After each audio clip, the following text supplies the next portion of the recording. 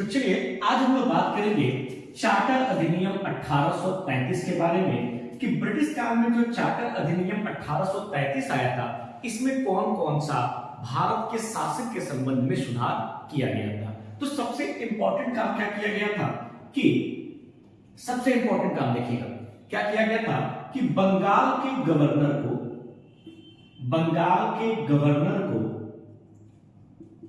भारत का गवर्नर बना दिया गया, भारत का गवर्नर जनरल बना दिया गया।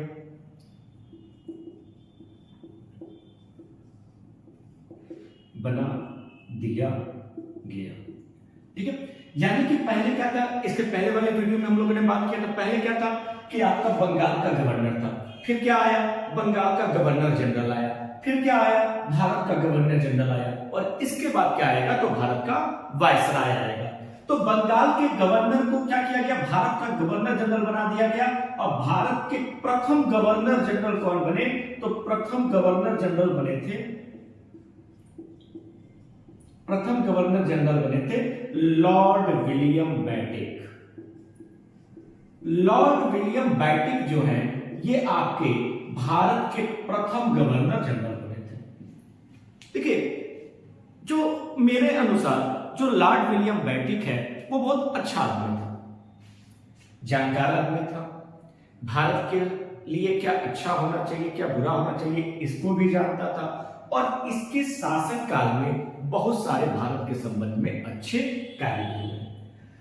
जो लॉर्ड विलियम बैटिक का भारत में कार्यकाल रहा है वो आपका 1828 से लेके 1835 तक का कार्यकाल जो है इनका भारत में रहा है। यानी कि 1828 में ये बंगाल के गवर्नर बने थे और भारत के गवर्नर जनरल कब बने 1833 में और 33 से लेके 35 तक जो है इन्होंने भारत के गवर्नर जनरल के रूप में कार्य किया था। अब हम लोग बात करते हैं कि आखिर चार्टर अधिनियम 1833 में ये पहला काम हो गया, क्या हो गया, बंगाल के गवर्नर को भारत का गवर्नर जनरल बना दिया गया। कौन प्रथम गवर्नर जनरल है, लॉर्ड विलियम बैटिक। भारत में इनका कार्यकाल क्या रहा है 1828 से 1835। अब हम लोग बात करते हैं लॉर्ड विलियम बैटिक ने भारत में कैसे कैसे कौन कौन से काम किए थे। तो चार्टर अधिनियम 1833 में क्या हुआ था कि सबसे पहला काम क्या हुआ था कि कंपनी के एकाधिकार को समाप्त कर दिया गया था, एकाधिकार को समाप्त कर दिया गया।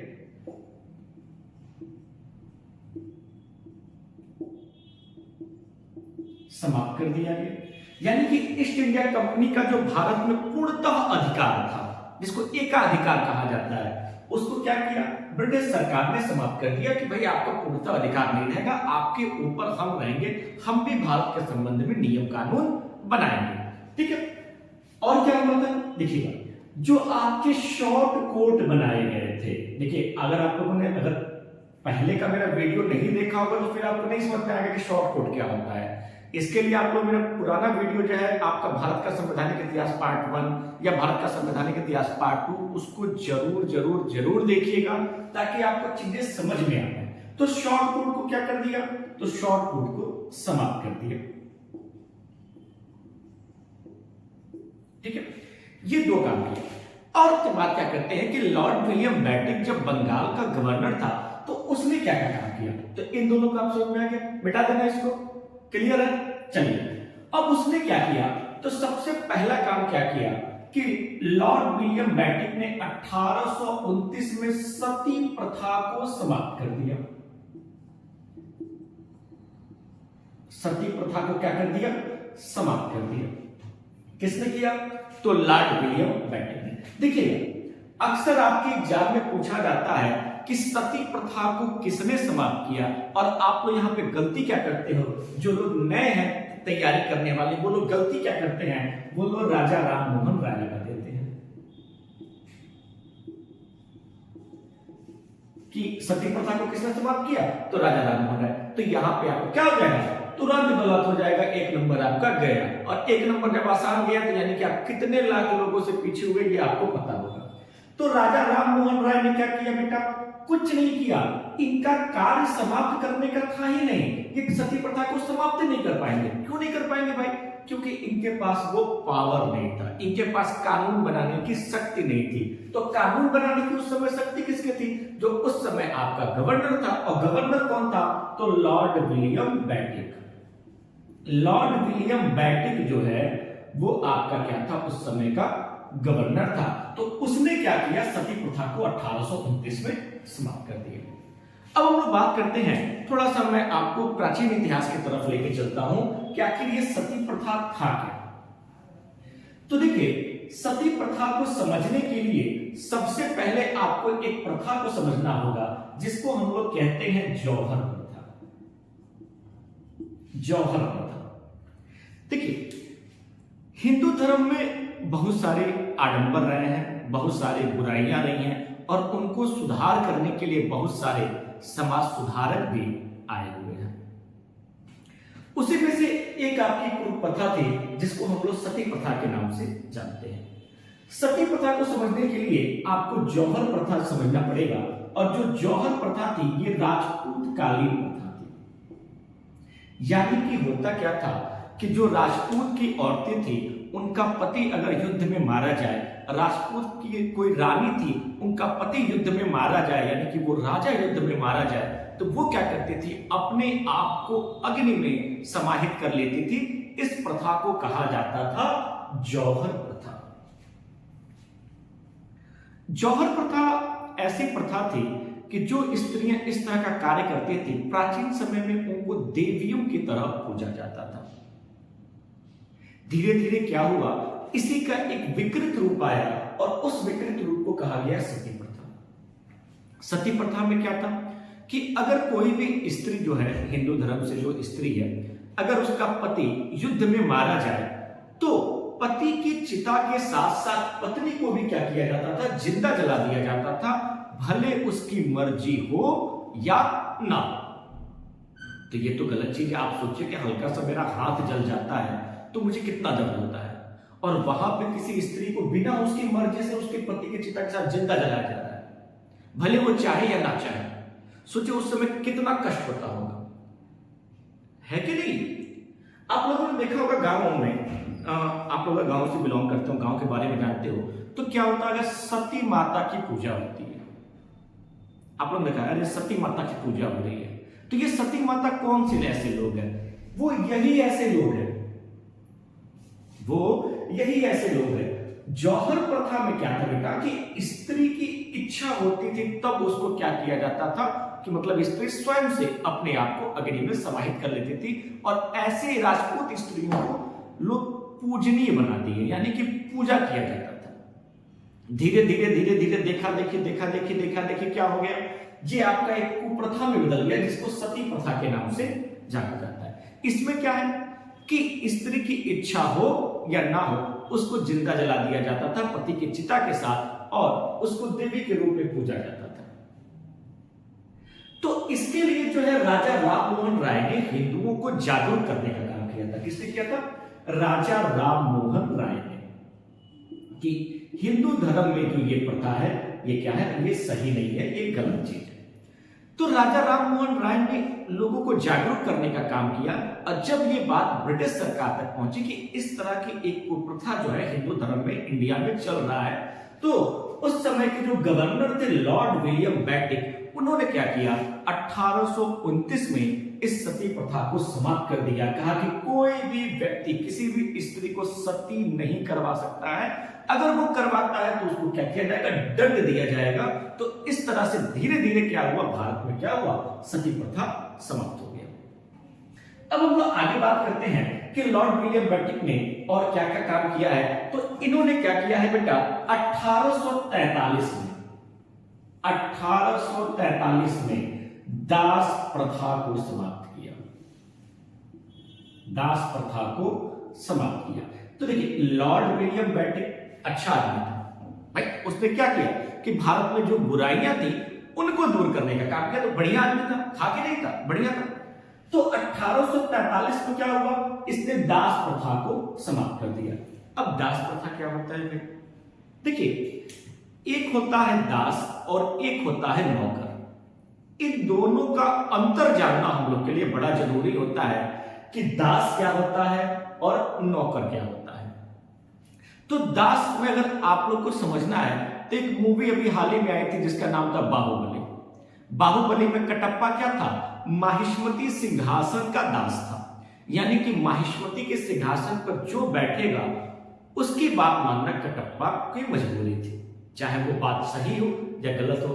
तभी तो शिवगामी देवी ने क्या किया, अपने पुत्र को मारने का आदेश दिया तो कटप्पा ने जाके मार दिया, है कि नहीं। पार्ट 1 देखे होंगे तो सबसे बड़ा क्वेश्चन था कि बाहुबली ने कटप्पा को क्यों मारा।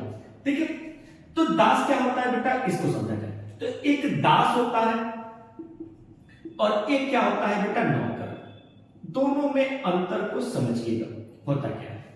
नौकर का मतलब क्या होता है बेटा, कि मैंने किसी को नौकरी पर रखा है, उससे काम करवाया और उसके बदले में उसको पारिश्रमिक दिया। अब पारिश्रमिक देने के बाद जो है उसको मैंने छोड़ दिया, वो अपना जो भी उसका डेली रूटीन होगा वो अपना करेगा। लेकिन दास में क्या होता था कि अगर मैंने किसी व्यक्ति को दास बना लिया तो जब तक वो जिंदा है वो हमारे यहां रहेगा, मैं जो उसको खाना दूंगा, जो उसको कपड़ा दूंगा, वही उसको खाना खाना है, वही कपड़ा पहनना है, और जो मैं उससे कार्य कहूंगा चाहे वो गलत हो चाहे सही हो, उस पे उसको बिना आर्गुमेंट के, बिना किसी तर्क के पूरा करना है। समझे बात। अब हम लोग बात करते हैं कि भाई ये तो ठीक है, चलो दास प्रथा ठीक है, अब इसमें और क्या बुराई है भाई, तो और बुराइयां इसकी समझिए। देखिए, अगर मान लीजिए मैंने किसी को अपना दास बना लिया, मैंने किसी को अपना दास बना लिया, तो जब तक मैं जिंदा हूं वो व्यक्ति मेरी सेवा करेगा, मैं जो कहूंगा वो मानेगा, जैसे जो भी उसका कार्य कहूंगा वो करेगा। अब उसके मरने के बाद जो उसकी पीढ़ी आएगी वो हमारी पीढ़ी की क्या करेगी, सेवा करेगी। यानी कि जो दास प्रथा है वो पीढ़ी दर पीढ़ी चलने वाली प्रथा है। ऐसा नहीं है कि हम दास है तो हमारा लड़का दास नहीं होगा, हमारा जो लड़का पैदा होगा वो भी दास होगा, उसका लड़का पैदा होगा वो भी दास होगा। तो ये पीढ़ी दर पीढ़ी चलने वाली प्रथा है। तो इसको भी 1843 में लॉर्ड विलियम बेंटिक ने क्या किया, समाप्त कर दिया कि भारत में दास प्रथा नहीं रहेगी। अब हम लोग बात करते हैं दास प्रथा की। तो दास प्रथा आज से नहीं चला आ रहा है। आप लोग को पता होगा प्राचीन इतिहास में एक महान चीनी यात्री आया था जिसका नाम था आपका मेगास्थनीज। मेगास्थनीज, इसकी एक बड़ी फेमस किताब है और उस किताब का नाम है इंडिका। मेगास्थनीज ने अपनी किताब इंडिका में कहा है कि भारत में उस समय कोई भी दास दासी नहीं थे। आप लोगों को पता है मेगास्थनीज किसके दरबार में आया था, तो चंद्रगुप्त मौर्य के दरबार में आया था। सब लोग को पता ही होगा, जो नहीं, जिसको नहीं पता होगा वो जान लीजिएगा, पूछा जाता है। और इसने कहा था अपनी इंडिका किताब में कि उस समय यानी कि मौर्य काल में भारत में दास प्रथा नहीं थी। जबकि वास्तविकता क्या है, वास्तविकता यह है कि मौर्य काल में, प्राचीन समय में दास प्रथा अपने चरम पे था। तब मेगास्थनीज ने ऐसा क्यों लिखा? तो उस समय दास की स्थिति इतनी अच्छी होती थी कि मेगास्थनीज को दास नहीं मानता था। दासों को बढ़िया खाना दिया जाता था, कपड़े लत्ता दिए जाते थे, उनको एक अच्छा माहौल दिया जाता था। इसलिए प्राचीन समय में जो है मेगास्थनीज उन लोग को दास नहीं मानता था। तो ये दास प्रथा आज से नहीं है, प्राचीन समय से चली आ रही है, जिसको जो है लॉर्ड विलियम बेंटिक ने 1843 में क्या कर दिया, समाप्त कर दिया। अब हम लोग आगे बात करते हैं कि 1833 के जो चार्टर एक्ट है उसमें क्या हुआ है। तो एक और सबसे इंपॉर्टेंट काम क्या हुआ है कि लॉर्ड मैकाले की अध्यक्षता में, लॉर्ड मैकाले की अध्यक्षता में प्रथम विधि आयोग का गठन किया गया है। प्रथम विधि आयोग का गठन किया गया है।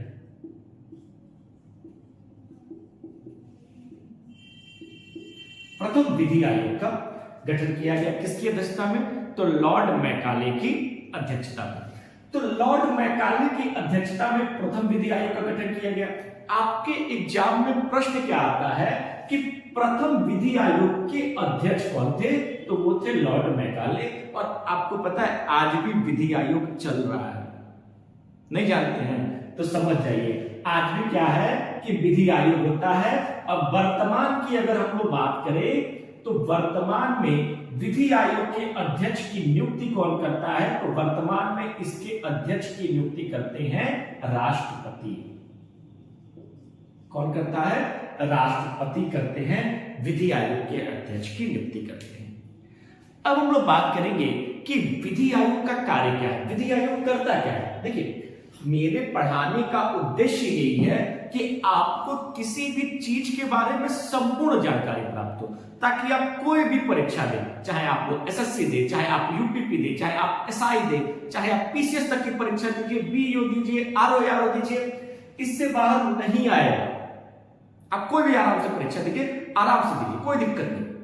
तो मैं हमारे चैनल में क्या होता है कि आपको जो भी पढ़ाया जाएगा पूरा डिटेल पढ़ाया जाएगा। ये नहीं होगा कि भैया ऐसे यूपीपी के लेवल पे पढ़ा दिए और उसके बाद क्या होगा कि प्रैक्टिस सेट करवा रहे हैं, तो वो बच्चे को संपूर्ण जानकारी नहीं हो पाएगी। और जब संपूर्ण जानकारी नहीं होगी तो आपका यहाँ पे सिलेक्शन रुक जाएगा।